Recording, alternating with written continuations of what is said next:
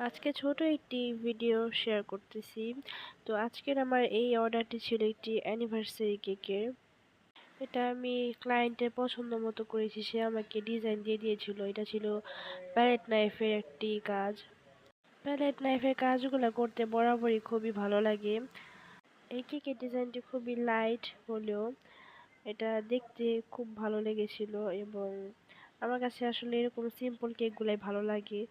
আর এগুলাতে ফুড কালারও কম ইউজ করা হয়, যার কারণে এমনিতেও তো ফুড কালার খুব বেশি খাওয়া ভালো না। আর আমার কাছে সবসময় এরকম সিম্পল কেকগুলো ভালো লাগে। সাথে একটি অ্যানিভার্সারি টপার ছিল, সেটাও আমি দিয়ে দিয়েছি। গোল্ডেন সুগার বলগুলা দেওয়াতে কিন্তু কেকের পুরো লুকটাই চেঞ্জ হয়ে গিয়েছে।